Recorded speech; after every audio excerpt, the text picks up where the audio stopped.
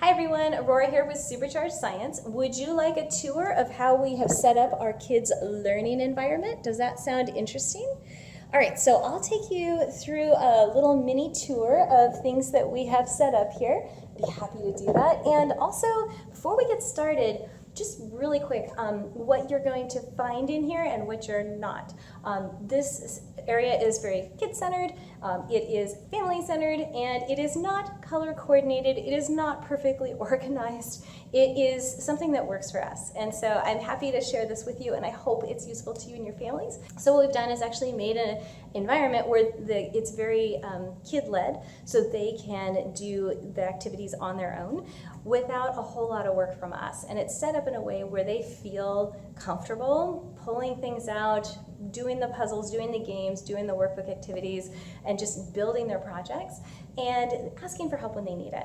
So I'm really excited that we have figured this out. It's got about, I want to say 60%, maybe 70% of the activities that are done for schooling and education purposes are done here.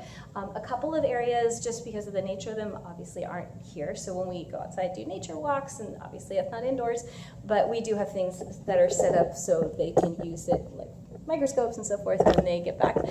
Things like musical lessons and musical studies, or things of a different kind of a nature which might be disruptive to other people that are trying to work quietly. So that's set up in another room, and their instruments are up and out and open, like the violin case is open, the music stands have the music on them, so it's really easy for them to walk by and like, oh, I feel like playing the piano right now, or whatever that is. So that's something that's also set up just in a little bit different areas. But most of what they do for schoolwork, when they do all of their main topics, a lot of those topics will interact and interweave, and we don't necessarily just have math time or just science time. A lot of those things will be overlapping. And so this is an area where that makes it really easy. One of the reasons this makes it so easy is because those two places where I am, through that little door, is where I work. And also, if we do a 180, this is also where I work, in the kitchen.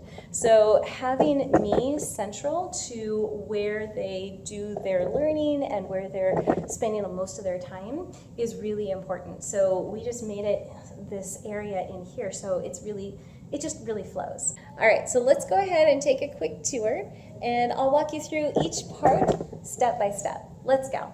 So this is an area that we've dedicated for our kids to do their homeschooling, their projects, and so forth. So before we actually get into this area, you might be interested in knowing that we do have a command center, which consists of our calendar, as well as the poster that we're currently working through. And then we also have a regular calendar. This one shows the tides. The kids like that for the summer, so they can go surfing and boogie boarding, because we live near the coast, and also stargazing information. So this is a really useful area that we start with here. And we always do our planning monthly, and the kids like to know what's coming up, as well as, like what's for dinner, so they don't have to bug me about it. Okay, and so here we go. This area is set up into sections that have many different purposes. You can kind of see here, this is where we love to do all of our reading. And I like to have maps up when we do our readings. That way the kids can look at where they are. And there's also some handwork for kids that would like to do that while we're doing our story time. And so a nice big comfy chair for a grown-up, periodic table of the elements, just something we've always had. There's a book that goes with this as well that the kids like to go through. And this is a little book house that my kids made for me, and I just keep the books in here that we're currently working on. Okay. And then we have our mail system. The kids are in charge of the mail. It goes in and out. There's nothing in there right now, but they are in charge of, when I put letters there, they make sure they're stamped and addressed and so forth. So they have a responsibility that way. We have our library. This is the kids' library, and a lot of resource books for them as well. And then a whole bunch of artwork that gets changed out every year. And also, this was where this little white desk got moved. We just found that more of the family liked to sit, and so we just put more seating in here, and inside that box is a place for storage for special toys and so forth. And this is a desk for my fourth child, and this is where he does all his projects. And you can see it's just a stack of drawers with a piece of shelving on top. And this is where he does all his projects. And when it gets full, like it just did this morning, then he has to spend time cleaning it up and so forth. And then my daughter is right here. So this is my third oldest. Right now she's working through a watercolor series. So you can see she's got room in here to do that as well. And she's got all her work out. And there's, in here is things like paper. Here I can open one. You can see we've got paper and sketchbooks and also markers and crayons and stuff like that. And drawers aren't very big, but they're wide. They're just not very deep, which is great. And you can see we have all of their stuff there.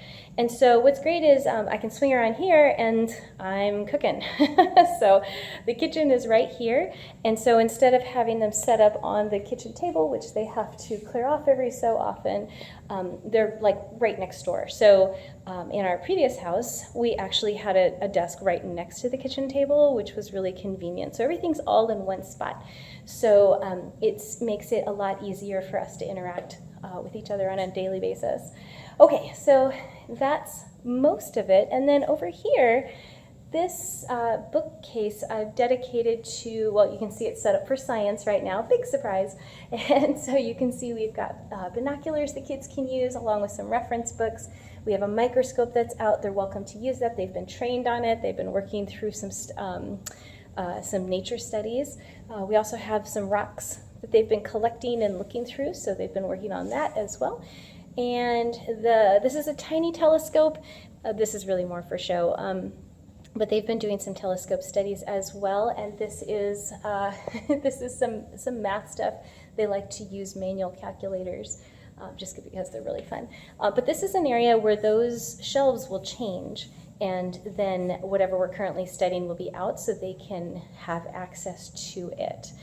Which is really cool. And then we have music set up in a different room just because of the nature of music, because it's so loud. We have it in a different area. Okay, so what are we looking at here? What are all of these areas really, like how do they work together?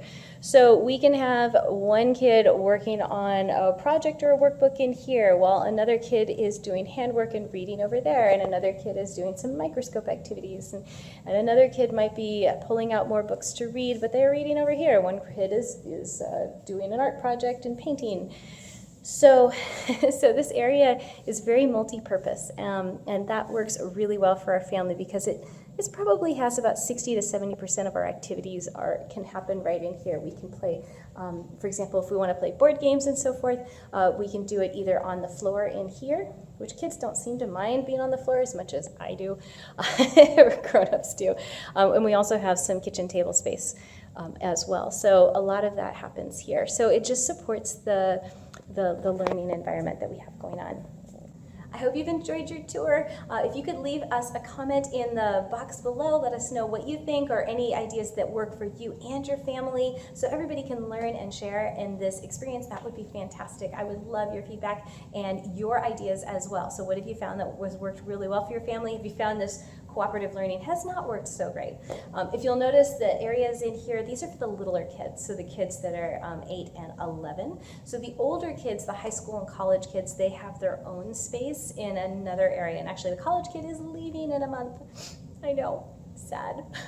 but ready, totally ready. But the high school kid has a much more independent, quiet area, and then he comes in and will work on things as well when he wants to more interact with the family as well. So, all right, so let me know what you think. Go ahead, you can like us, follow us. I'd love to be able to spend more time with you and your family, and I look forward to seeing you in the next video. Take care, everybody. Bye-bye.